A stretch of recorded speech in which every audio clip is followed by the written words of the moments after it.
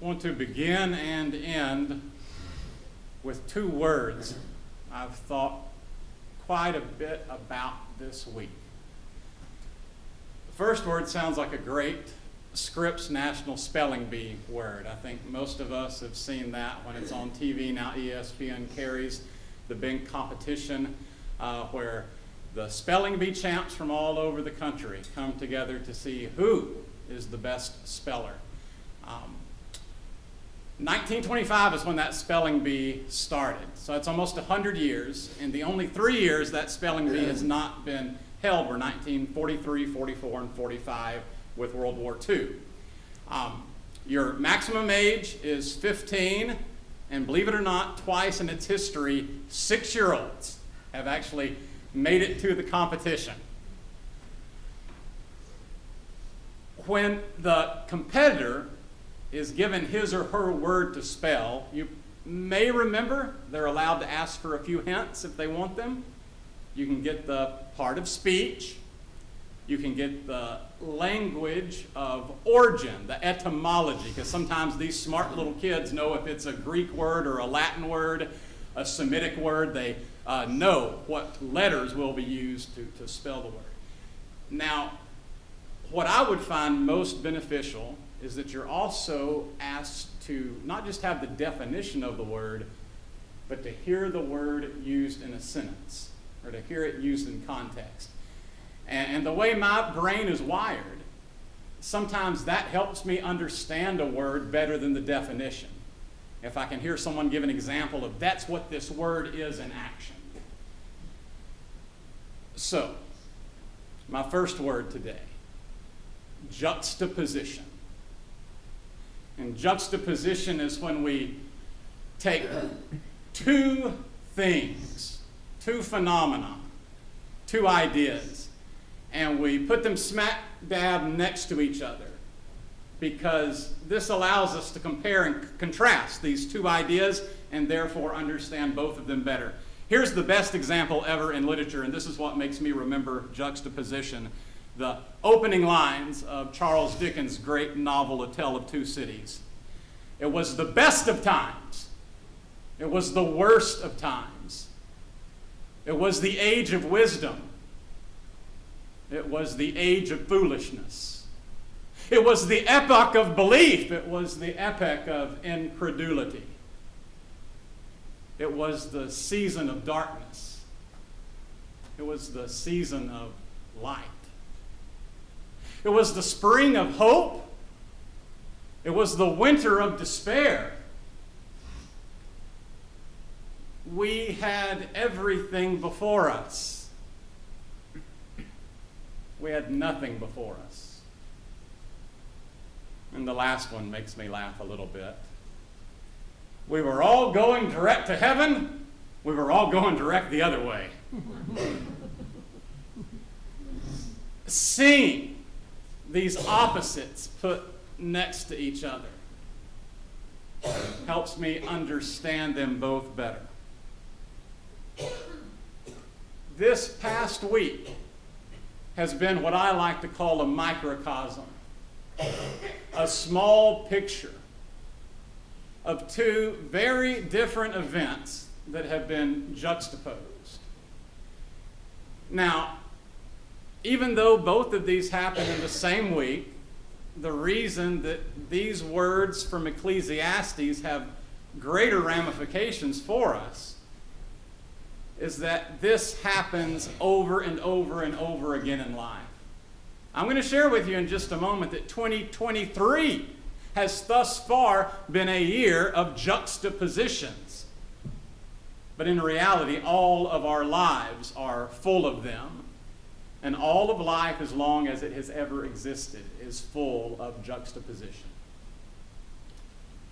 On Tuesday, the news of Sydney Walters Sanders passing on Monday evening spread throughout the community like an almost visible dark cloud, bringing shock and sorrow. Sydney and her husband Drew are beloved by so many in this community. And even though I was only acquainted with Sydney and really only know Drew a little bit better. Drew was one of my students for world religions, but he hardly ever showed up. Don't tell Barry I said that. And I played ball with him at Jackie's a few times. But I love you all. And I know you all. And I know how close so many of you are with that family. So that ache of sadness I had within me, I'm almost sorry to say, it was so familiar because it was just a few months ago when 15-year-old Brody Verlander passed away. And all the time that I know we spent in prayer saying, God, not a 15-year-old boy. That's too much. And then for our church family, it's still a fresh wound. It's just been 6 months since our dear Marietta.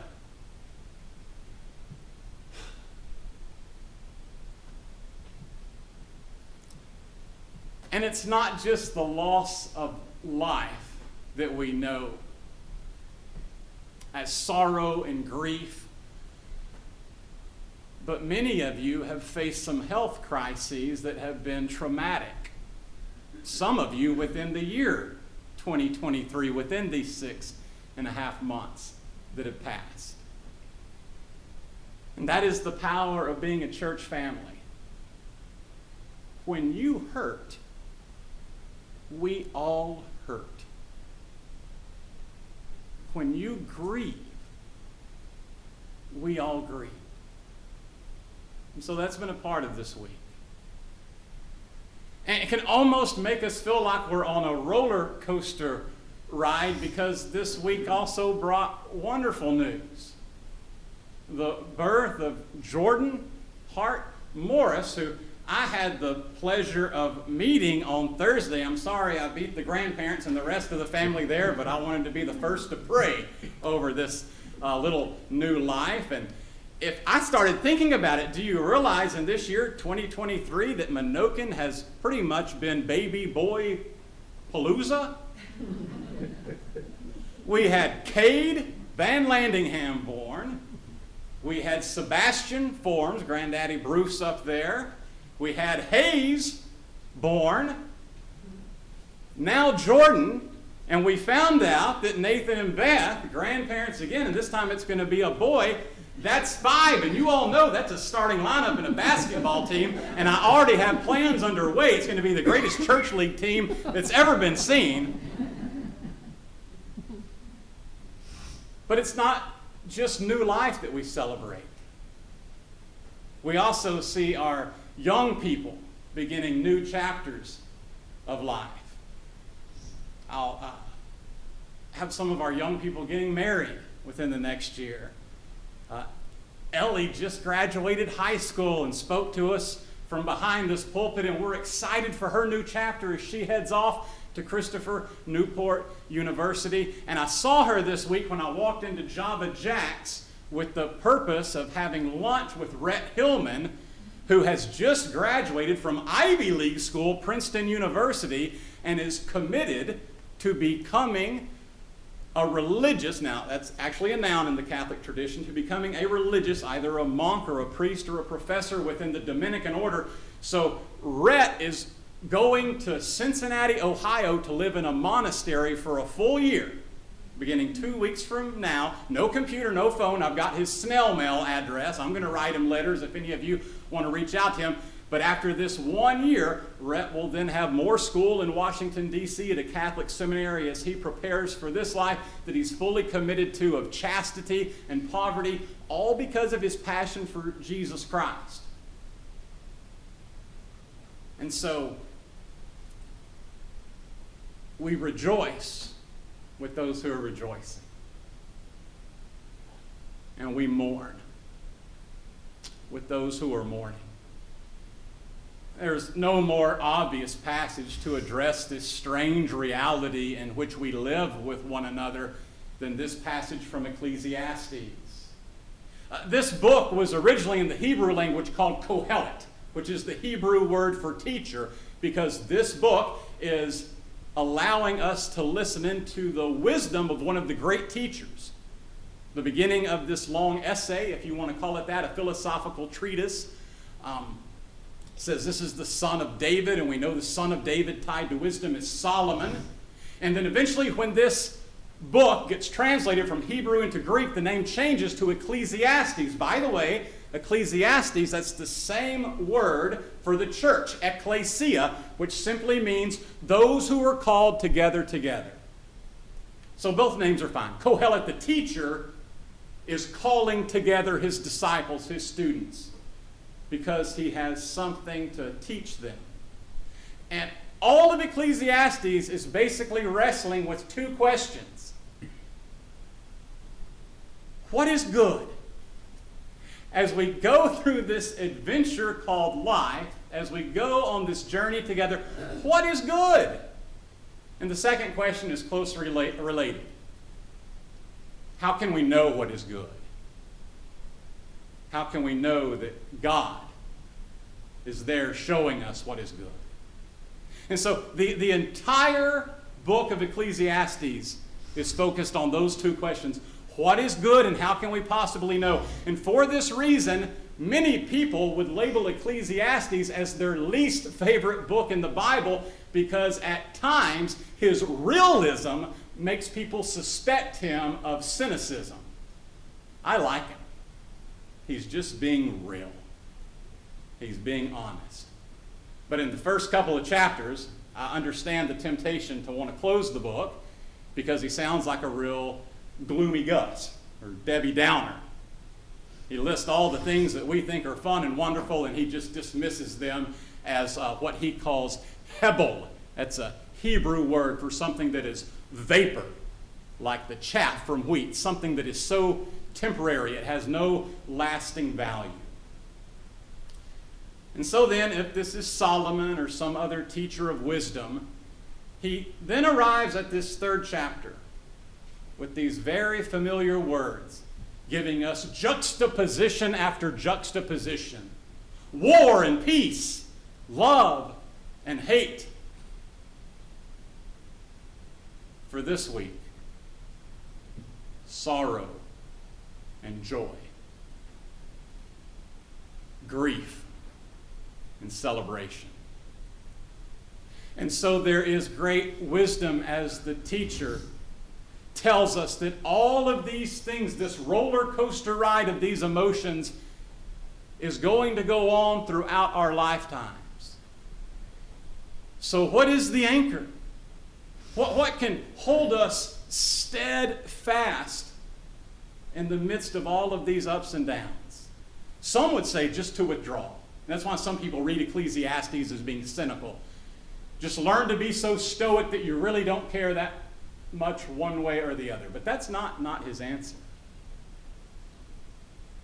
His answer is as exhausting as it is to give ourselves fully to both. Because God can be found in both joy and in sorrow. The teacher's conclusion is one that exalts God as very real, but also very mysterious. His conclusion is one that humbles us, that because our perspectives are all so limited and finite, that the answers we think we must have today are answers that we'll rarely, if ever, get, at least until this life is over. But he's not cynical. He praises the trustworthiness of God, the one who holds everything in the past, present, and future together. That he is the God of all that, I love this phrase, he is the God of all that has gone by. That phrase may have some power for some of you today who are struggling. You may have some difficulties. You may have some pain.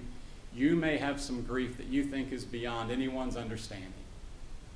And the teacher, Kohelet, is telling his disciples, not only is God the God of that which is gone by and holds all these things together, but that God has given himself to the community of faith. And how much more as we move from Old Testament to New Testament does that become our testimony, our story? That in the incarnation, as God becomes flesh in Jesus, it is displaying to us a God who is vulnerable, not a God who is distant and far removed, but a God who says to us, I am with you in the midst of this roller coaster. I'm with you on the glorious mountaintops, but I'm also with you in the shadowy valleys. It's what's so important about a family of faith. That when we are struggling through our times of crises, when we feel ready to throw the towel in, is to remember that we're not alone. Yes, God is with us, but also we have fellow pilgrims, brothers and sisters who can hold us up when we find it hard to stand. And in due time, it will be our turn to hold others up. The great saint of the Old Testament, Ruth, only a little 4-chapter book, she pledges words in the first chapter to her mother-in-law, Naomi, who is despondent and just wants to give up on life. And the words that Ruth says to her mother-in-law are a vow. And in a sense, when we were baptized, it is the vow that we take on behalf of one another. Wherever you go, I will go. Where you lodge, I will lodge. Your people shall be my people, and your God shall be my God. I've used the illustration a few times before, offered by Dr. Frank Tupper, who taught philosophy of religion at Southern Seminary for decades. He passed away about 3 years ago.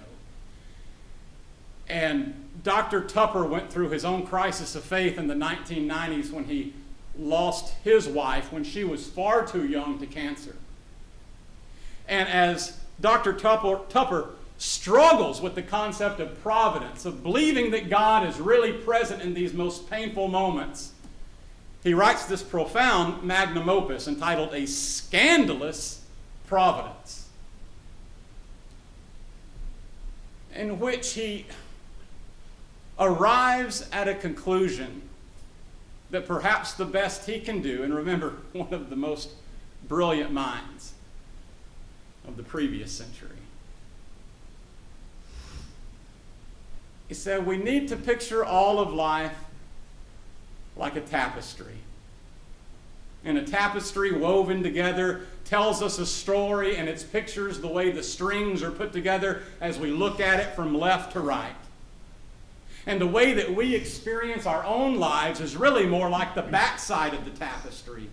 Because from the front, the tapestry looks beautiful. There were no mistakes. Everything turned out exactly as it should have been. But when we walk around to the back, we see where strings were broken or frayed, and new material had to be put in. And so there's all these knots, all these ugly places. And so the wounds and the bruises that we suffer are on the backside of the tapestry, and sometimes we become convinced that's all there is to the story. All of this ugliness, all of these knots, all of this pain. But Dr. Tupper said God views our lives in the tapestry from the other side, where he takes all of our decisions, whether they be good or bad, and weaves them into a beautiful story that will go on for eternity. For now, we're stuck behind the tapestry, and we can tend to focus too much on the ugliness.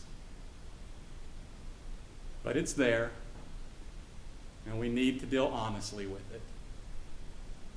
But faith allows us to trust that God is somehow at work even in the most painful moments. My second vocabulary word in my conclusion for the day is a word that is so misused it aggravates me. When words are misused, I get so frustrated. My biggest one is, and this is mostly young people, so I'm sorry to pick on you, but next time I hear a young person say, my head literally exploded, I want to say, no! That word literally is used all the time for things that are figurative. But my word, this is in all earnestness. Over time, the word ambivalent has come to mean the exact opposite of what it actually means. When we hear people say they're ambivalent about something, we almost think they're saying, I really don't care. I really don't have an opinion on it. The idea being, well, there's, both sides to this, so I just settle in the middle and I really don't care. That's not what the word means. Ambivalent, ambivalent, means that we hold very strong feelings in both directions.